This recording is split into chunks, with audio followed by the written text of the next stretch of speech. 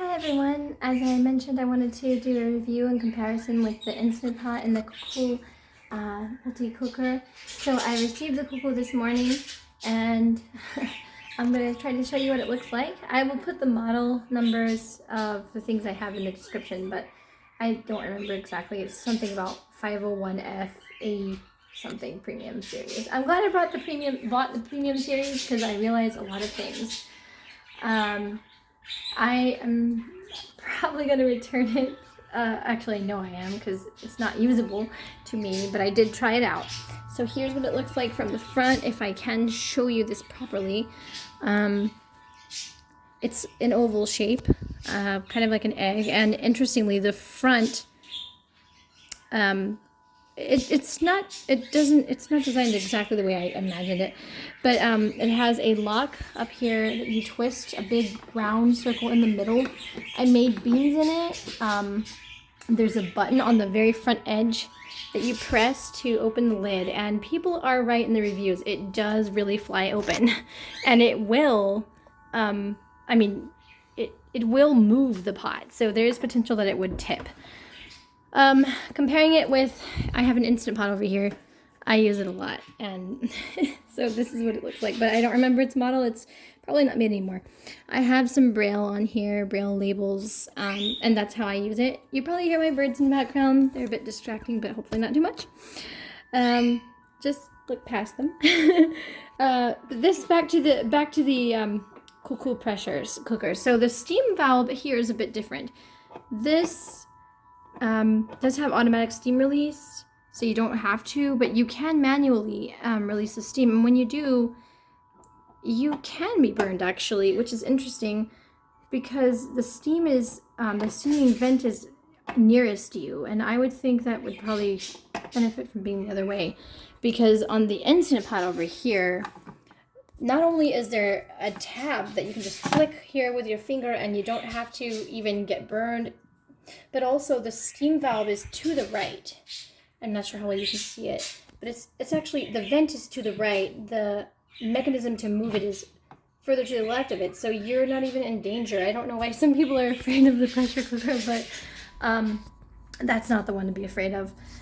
The Instant Pot is bigger, 6 quarts, but I noticed that the housing of this Cuckoo pressure cooker, multi cooker, is significantly larger for the size of the inner pot, and so it takes up a lot of counter space. That's another reason I'm not a fan.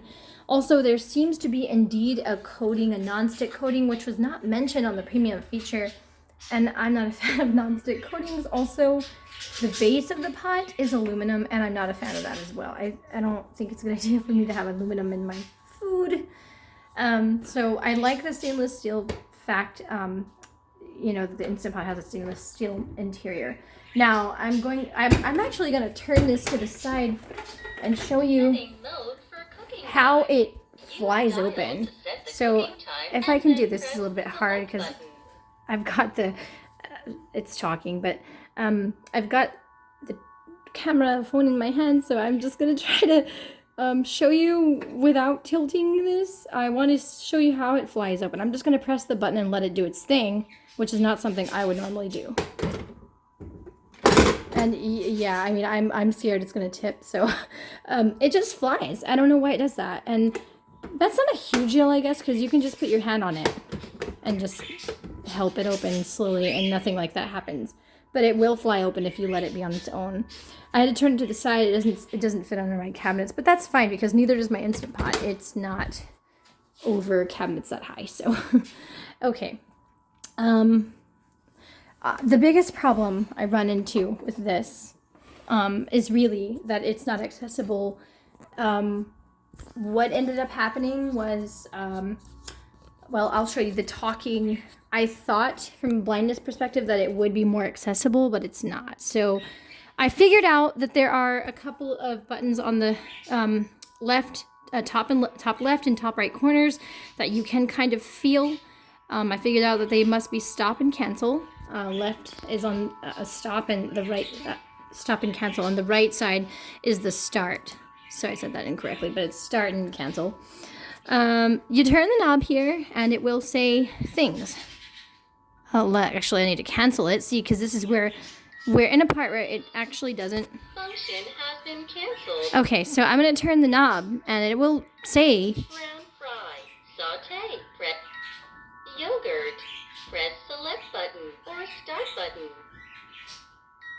Canning. Press select button or start button.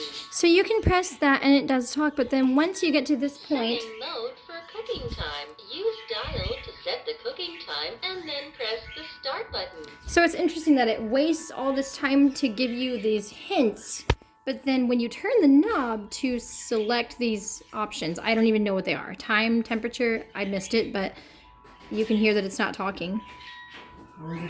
It's not talking when I turn this knob. So what that also means is that there are several problems with accessibility here from a blindness perspective. I hit the cancel button. You can change the language. This is another interesting thing. Selection mode So function. I'm holding the selection button in to get to this menu. But Voice guide language. I'm going to go into the voice guide language and show you. Voice guide language. When you select Chinese, for example, we're going to select... Okay, but then, so we're going to press cancel to get out of here. And, okay, so now it's canceled. And here's the thing. When we turn these knobs... Open, 请按选择 pasta noodle, 请按 sterilization, 请按选择键 just in 或 case 开始键 In case you have trouble understanding it, it's saying sterilization, and then it's saying the Chinese hint. So it says in Chinese the hint, in Mandarin the hint, but it does not speak Mandarin for the actual menu items. They're in English. So it said pasta noodle. My recipes. Soup. Meat. Vegetables. So that it's not saying that, and it also does the same thing in Spanish. I'm going to show you this function in Spanish as well. If I let's see. Oh, I have to get back to. Okay. Here we go. Here's our language, I think. So this is Spanish. We're going to choose Spanish now.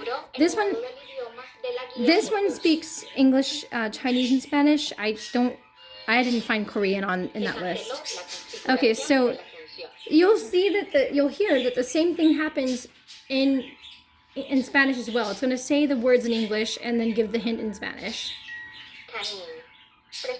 Canning. Oven. Pasta noodle. That's a sterilization. My recipes. Soup. Meat. Vegetables. Rice cook. Slow cook. So steam cook. Multi cook. So it's showing you. It's saying all these things in English. Yogurt. I'm not sure why. I'm gonna go ahead and cancel it. So I'm not sure why it does that. I am not entirely impressed with this because of the fact that these things, the housing is so large, the inner pot's so small.